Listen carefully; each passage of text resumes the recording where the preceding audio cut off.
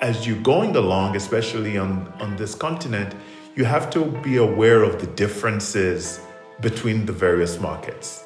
And something that works well, say in one market, Ghana, may not work well in Nigeria. And successful entrepreneurs are able to change the way they work to fit the environment as long as they don't compromise their values.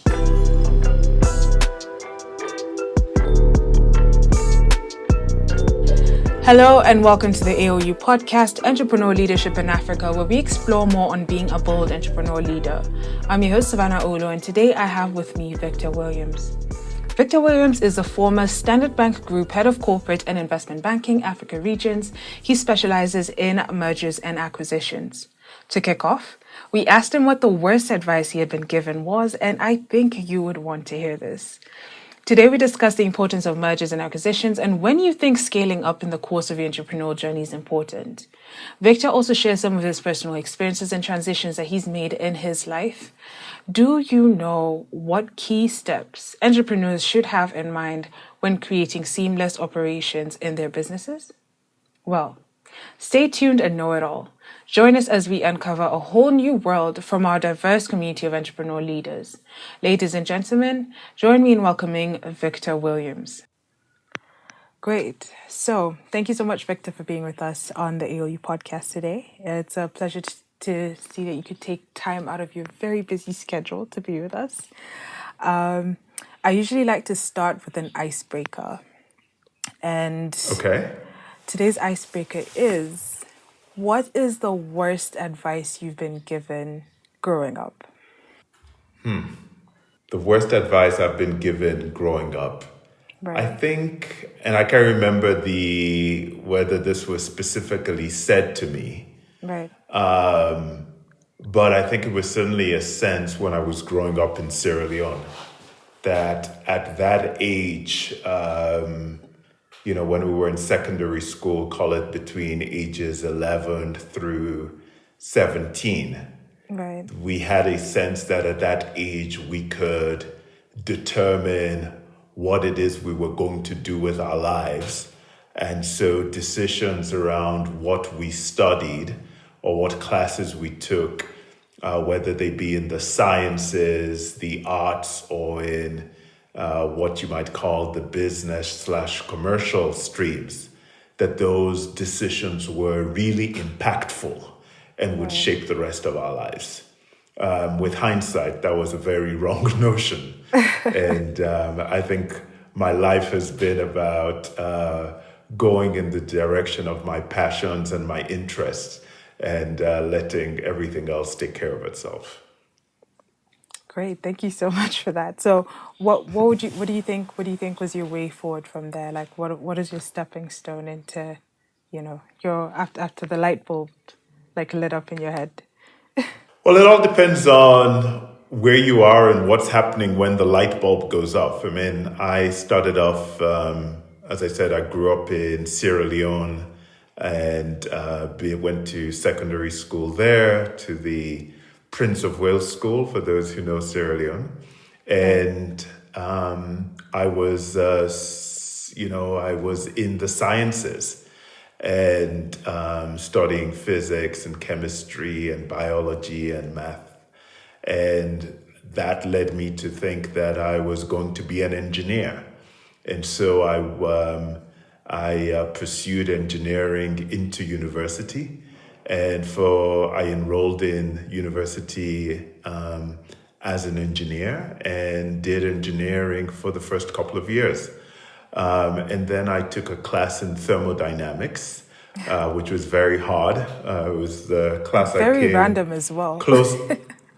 Well, it was part of the curriculum, and you had to take thermodynamics as an engineer. Yeah. And sitting in that classroom, looking at the exam questions in front of me and realizing that I had A, no interest in the answer, and B, no idea how to solve the problem, I came to the view that I shouldn't be an engineer. Luckily for me, I'd already discovered a passion for business and economics and, current affairs. Right. And so I decided to to major in economics instead. And that really laid the foundation for a lot of my career since then. So, that was what the turning point was. Right. So you specialize in mergers and acquisitions. Could you maybe tell us what the difference is, or, how they come together for the people listening on in today? So that's something that when I became a professional, I went into investment banking, and in investment banking, I did specialize in mergers and acquisitions. So the easy way to think about it is that these are ways in which companies combine. In an acquisition, a company, presumably a larger, more valuable enterprise, acquires another one, and the smaller enterprise, ceases to exist because it's been acquired by the larger one. In a merger, two entities, generally of comparable size and value, come together, Right. and a new entity might be formed from that composition. But all it is, these are just different forms of combination. So it really was about helping businesses combine, or sometimes helping a larger business sell a smaller business. And we would either help on the sell side, as it were, or sometimes we would help a company that was looking to do the acquiring, which is called being on the buy side. So for probably the first 13, 14 years of my career, that's what I did, and I enjoyed it a lot. I learned a lot from doing that. Yeah, that's what mergers and acquisitions are about. Would you think it's something that entrepreneurs in Africa should think about, or really care about when it comes to starting their ventures? I would say the simple answer is yes, Right. but there's maybe some complexity behind that. So most entrepreneurs, when they think about business, becoming an entrepreneur, they think about starting a business, right? So they think about they have an idea. There possibly is not a solution for that idea in the marketplace, or the solutions that are in the marketplace Right. are unsatisfactory to them, and so they start a business.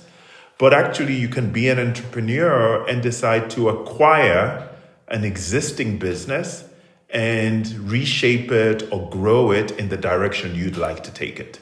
So I remember when I was in business school, there was a very popular class called basically buying and growing a small business. And what that class was about was for people who wanted to be entrepreneurs but didn't want to start from scratch. And Right. they wanted to actually go out, see an existing business, buy it and grow it. So yes, acquisitions can be something that makes sense for an entrepreneur even at the starting point. And then obviously as you grow your business, acquisitions can become how you gain scale. And I think in Africa, we have a challenge and a real need to see small businesses grow into larger businesses. And acquisitions can be part of how you do that. Right. Thank you so much for that. So, as an investment banker, how essential is entrepreneurship to the African continent, and what do you think is missing within that space?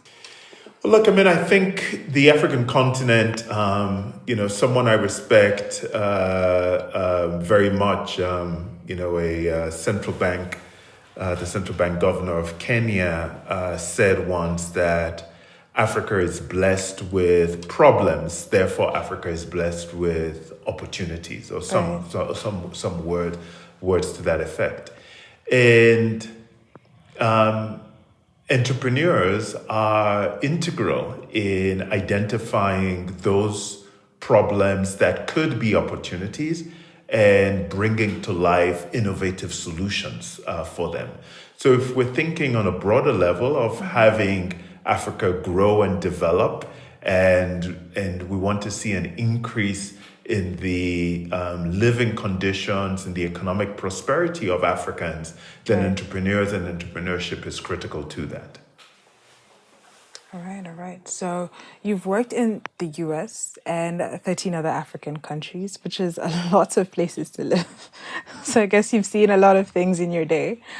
What key steps should an entrepreneur have in mind when creating seamless operations in their business? So, well, first, I've lived in 4 African countries, so I've lived in Sierra Leone, in Kenya, in Nigeria, and now in South Africa. But I have worked in my roles across 20 African markets, actually. Right. So I've seen the continent through a lot of different lenses. I would say that for entrepreneurs who are, getting to that point in their business where they want to expand the business and take it into multiple markets, there are a number of different things to think of, but I think perhaps the most critical one is to understand why you want to do this, and what is the advantage that you bring to the table when you go from having a solution that works in one market and going into another market. What is it about that new market? What is it about its conditions? What is it about its dynamics? What is it about what the competitors are offering that actually creates a space for you? And what competitive advantage do you bring that are going to make people turn away from their existing solutions to your solution? I think that's a critical question that needs to be answered. All right. So in that, because, entrepreneurs also need to think about scaling up or scalability in general of their ventures or their businesses. So what do you think are the best practices for that, or like maybe 4 or 5 key steps that they need to consider when they're looking into scaling up their businesses? Well, so assuming that you've identified, what is the key advantage that you bring and what the competitive advantage is that's going to help you scale up your business, I think you then have to ask, do you have the people to do that? And those might be people within your team today that you want to send into the new market, or actually can you identify new people in the market you're seeking to enter who can run your business there? I think that's important. Right. I think it's important to have gotten to a point where you have some repeatable processes that allow you to take what has been successful for you in one market into a new market. Right. And you have systems and structures that allow you to scale effectively. Because what you want to do is to translate your current practices as far as it makes sense into the new market. You don't want to go and create whole new practices and processes in the new market, because then you're not getting the advantages of scale. Right. I think it's culture and values is really important, because your organization hopefully in its existing market has a particular ethos. It has a set of values. It has a purpose that drives it forward, and that have attracted your employees to you. You need to be able to take that into the next market and inculcate that into your new employees and your new staff and your new management team.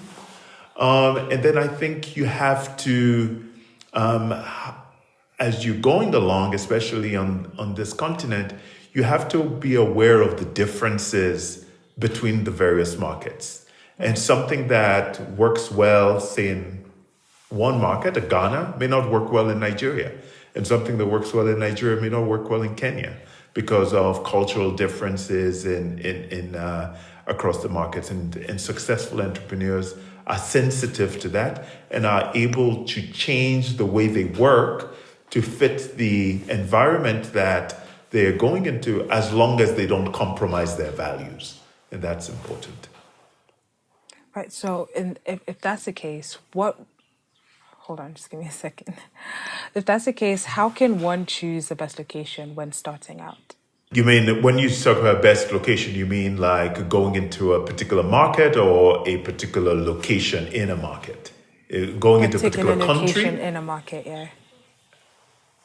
Well, that's going to depend on what your business is, right? And that's part of the research that you'd need to undertake ahead of time to say, who are the customers we want to serve? What are their needs? Where do they tend to congregate?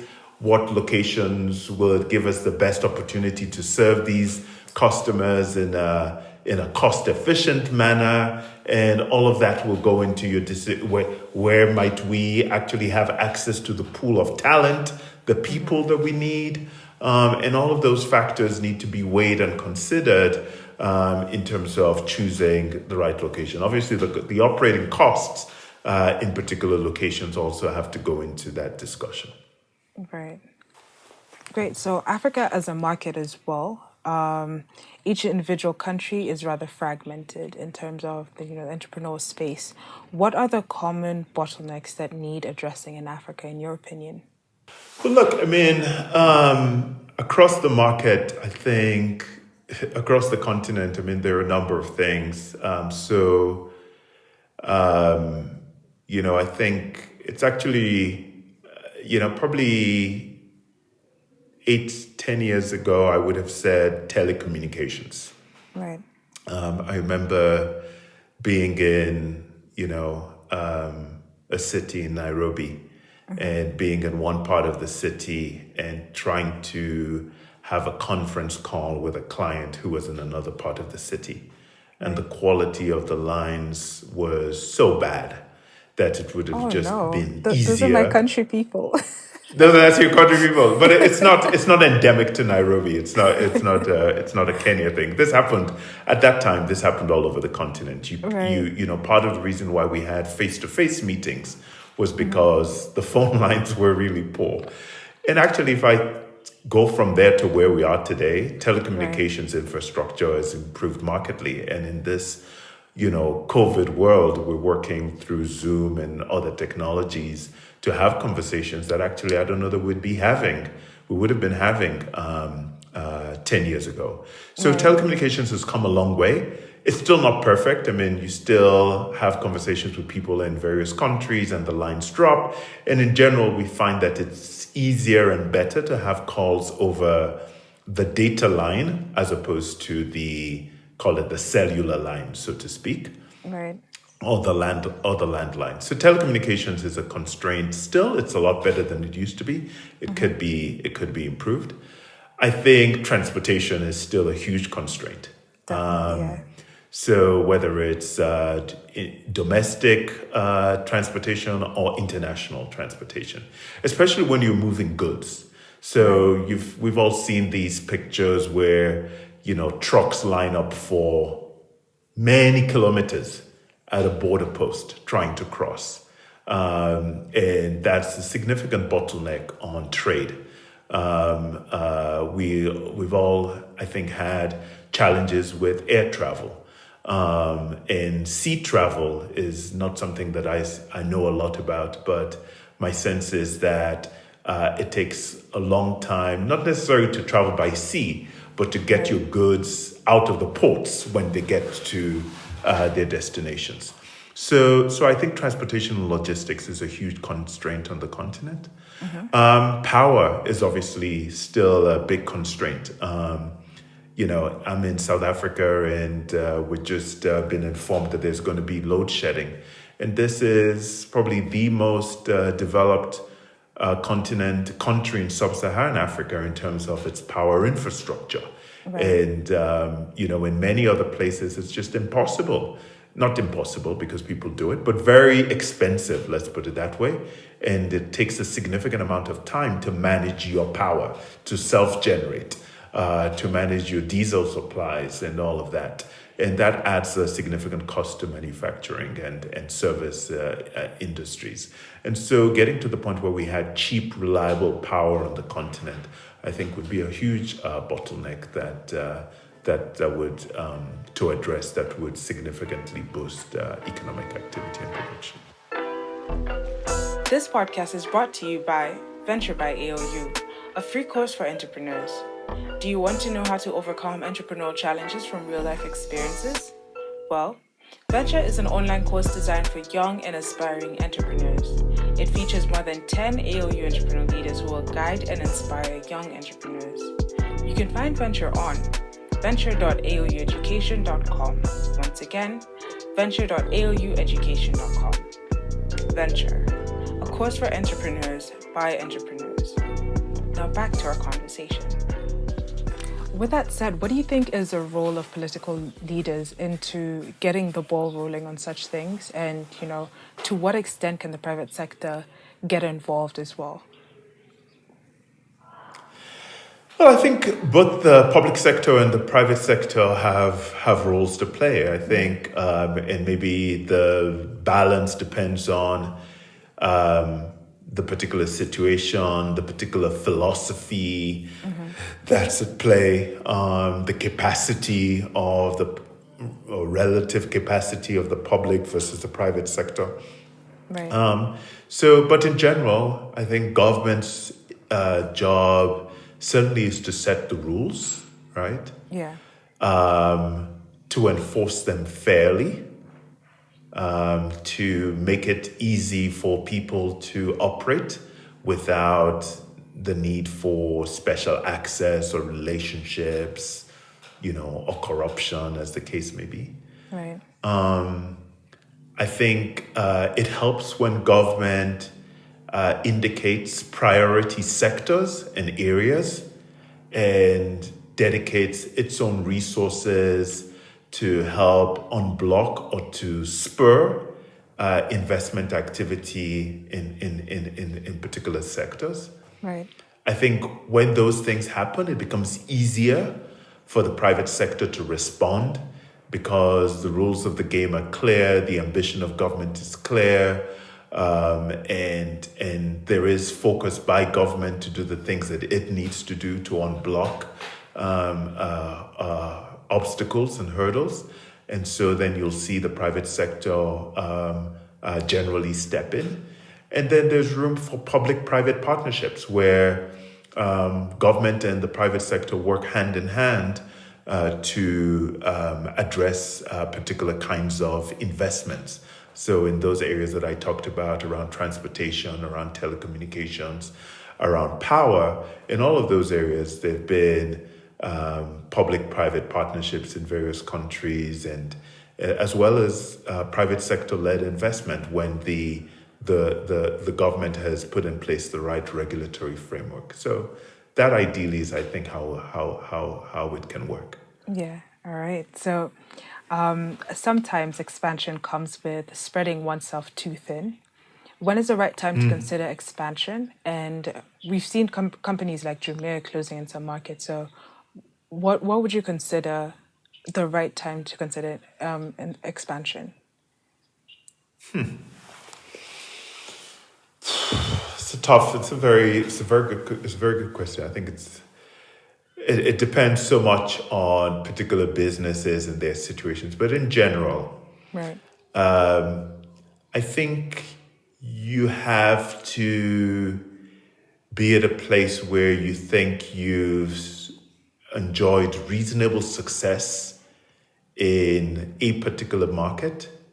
And I'm speaking now from my history. You've enjoyed reasonable success in a particular market. Mm-hmm. You see a need for a client within a client base that you would like to serve for the products or services that you provide. And you believe that you can go in and provide those services in a way that is superior to what existing competitors are doing. And I think if you see those conditions, then it certainly creates one of the, it is, it probably then is supportive of you beginning to think about expansion. You got to have the resources, right? So it costs money to expand. Yeah. So do you have the capital or access to financing to fund that expansion? Are you profitable in some other part of your business such that you can withstand, potentially a few years of losses while you establish yourself in the new market? Do you have the people, as I said before? Right. Can you, do you have surplus people, so to speak, or an excess of managerial talent that are looking for new opportunities to grow? Right. I think those are some of the key variables that should feed. And then sometimes it's that you've been doing well in a particular market, but now your growth is starting to slow, and you want to pick up your overall growth rate, but you think you've reached saturation or maturity in a particular market. And so growing means going into new markets. That too can be the time that leads you to the reason for your expansion. So, Victor, with all this wisdom that you've given us today, are we looking forward to any projects, any new opportunities that you're exploring, or any articles that you'd like to drop in the near future? No, look, I mean, as I think you may be aware, it was publicly announced earlier this week that I'm moving to a new opportunity. I'm moving from working for a bank to working for a sports league and enterprise, and so that's actually about me seeing a compelling opportunity to help grow this particular sport across the continent. And I think it's a great growth opportunity for myself personally to work in a different industry and to help grow a business that's done well already, but help take it to new heights. So yes, that's what my next my immediate focus for the next several months and years will be that. Right. And listen, if you're looking for a star athlete, I'm here for you. What do you do? I actually play basketball. I've What's your played basketball sport? for the past. I've played Oh, you basketball do? for the past 10 years. Yeah, I have. Yes. Oh wow. Okay. So if you're looking for a star athlete, I'm here for sure. Well, look, I think there's a significant opportunity on this continent to grow basketball, obviously, but and I would say part of that is a significant opportunity to grow basketball for women and girls. Right. Definitely. It is, outside Africa and especially in the US, where I spent a lot of time. There's thriving, girls and women's basketball and the WNBA and things like that. Right. And so I think that there's a significant opportunity for basketball to become a vehicle for, growth and development and achievement for girls and boys on the African continent. Right. So, with all that said, do you have any final advice or any, words of encouragement that could go out to the people that are listening in today, based on your journey and your experience in investment banking and, mergers and acquisitions, and now transitioning into this other new role that you're completely exploring and, sort of like learning as well? You're putting yourself in a different environment now. Yeah, so as I said, maybe I started at the very beginning. What you were, in your teens does not define who you become as an adult. Right. I think we have, as individuals, need to be open and curious to new paths, new places. I've generally, been willing to kind of go where my passions have led me. Obviously, I do so with a lot of thought and analysis, but I'm willing to go and do the things that really interest me and excite me. Right. And I have confidence that if I work on the things that are interesting and compelling to me, that I will do so with the right kind of energy and focus that will allow me to be successful. And so I'd encourage people to follow their passions, work hard, and be open to new opportunities, and be willing and to embrace them when they come your way. I think it's really important that you've mentioned energy, because that's something I'm very passionate about as well. The right intentions and the right manifestation and the right talk to self and to others is like very important to how your environment shapes you and how your mindset also shapes the decisions that you make. So thank you so much for that. I think that's what we have for today. Thanks so much for taking out your time. And, it's been a very interesting episode, just listening to you describe and, sort of break down the concepts that come with mergers, acquisitions, operations, and scalability. So yeah, just thank you for that. Thank you. Thanks very much, Savannah. Thanks for the invitation. And it's been great chatting to you, and my best wishes to you and to your listeners. I'm a big fan of ALU. Thank you. And I'm so glad that you guys have this vehicle for reaching out to the broader ALU community and other people who are interested in the values and mission of ALU. Thank you. Right, likewise. And that was Victor Williams, a former Standard Bank Group Head of Corporate and Investment Banking Africa Regions. Watch out for his exciting new opportunity as he's venturing into bringing awareness or even change to the narrative on a particular sport on the continent. Aside from learning when and how to scale up your business, thank you so much for listening to today's episode. You can find us on Spotify, Anchor, and Apple Podcasts for exclusive access to all the gems of knowledge we drop here.